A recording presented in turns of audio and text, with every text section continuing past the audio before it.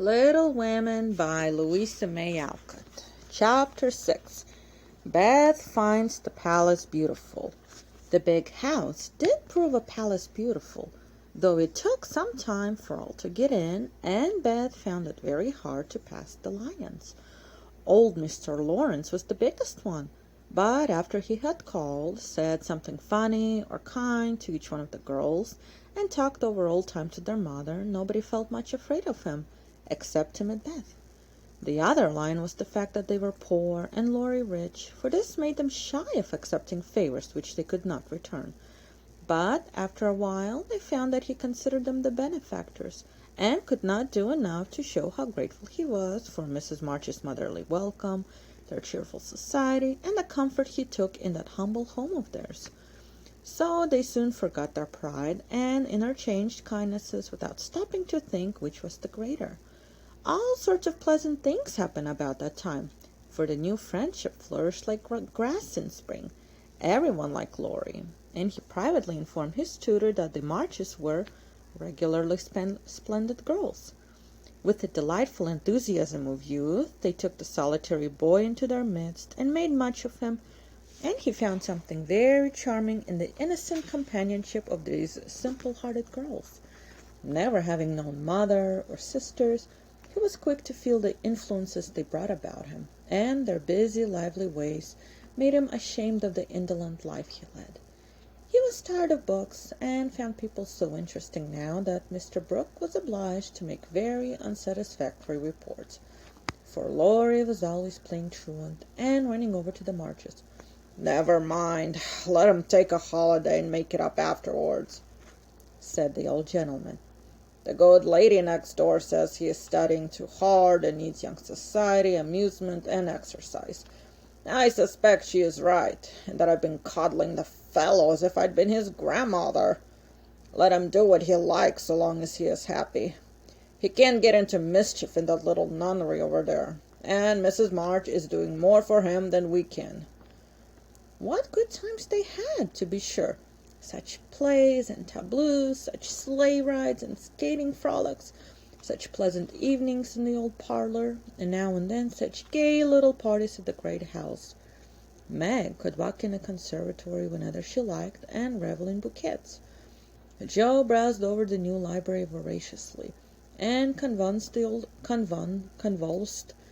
gentleman with her criticisms. Amy copied pictures and enjoyed beauty to her heart's content, and Laurie played Lord of the Manor in the most delightful style.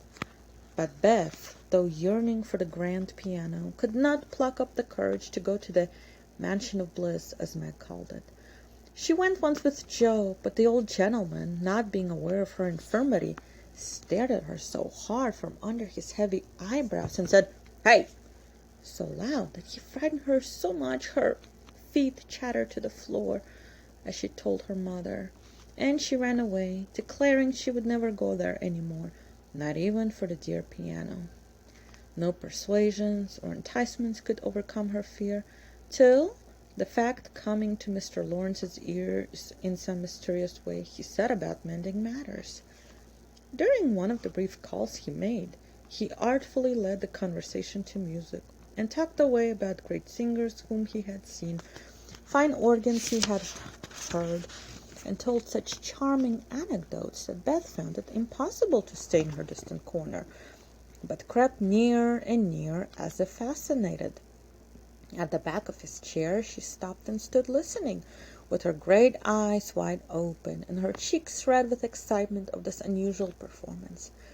Taking no more notice of her than if she had been a fly, Mr. Lawrence talked on about Laurie's lessons and teachers, and presently, as if the idea had just occurred to him, he said to Mrs. March, "The boy neglects his music now, and I'm glad of it, for he was getting too fond of it. But the piano suffers for want of use. Wouldn't some of your girls like to run over and practice on it now and then, just to keep it in tune, you know, ma'am?" Beth took a step forward and pressed her hands tightly together to keep from clapping them, for this was an irresistible temptation, and the thought of practicing on that splendid instrument quite took her breath away. Before Mrs. March could reply, Mr. Lawrence went on with an odd little nod and smile. "They needn't see or speak to anyone, but run in at any time, for I'm shut up in my study at the other end of the house. Laurie's out a great deal, and the servants are never near the drawing-room after 9 o'clock." Here he rose as if going, and Beth made up her mind to speak, for that last arrangement left nothing to be desired. "Please tell the young ladies what I say, and if they don't care to come, why, never mind." Here a little hand slipped into his, and Beth looked up at him with a face full of gratitude as she said in her earnest yet timid way, "Oh, sir, they do care very, very much." "Are you the musical girl?" he asked without any startling "Hey," as he looked down at her kindly. "I'm Beth. I love it dearly, and I'll come if you're quite sure nobody will hear me and be disturbed," she added, fearing to be rude and trembling at her own boldness as she spoke. "Not a soul, my dear. The house is empty half the day, so come and drum away as much as you like, and I shall be obliged to you." "How kind you are, sir!" Beth blushed like a rose under the friendly look he wore, but she was not frightened now, and gave the big hand a grateful squeeze, because she had no words to thank him for the precious gift he had given her. The old gentleman softly stroked the hair off her forehead, and, stooping down, he kissed her, saying in a tone few people ever heard, "I had a little girl once, with eyes like these. God bless you, my dear. Good day, madam."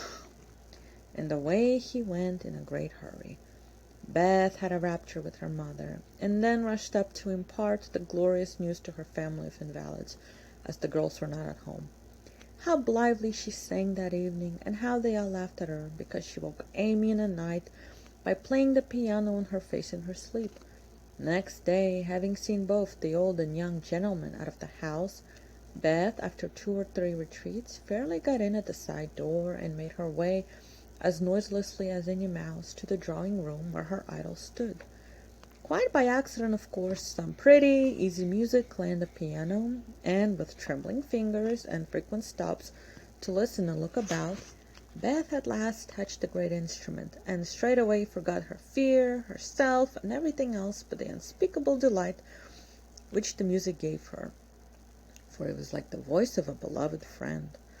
She stayed till Hannah came to take her home to dinner, but she had no appetite, and could only sit and smile upon everyone in a general state of beatitude.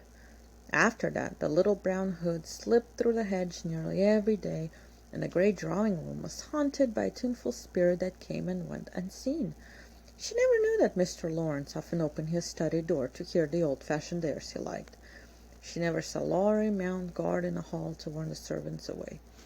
She never suspected that the exercise books and new songs which she found in the rack were put there for her special benefit, and when he talked to her about music at home, she only thought how kind he was to tell things that helped her so much.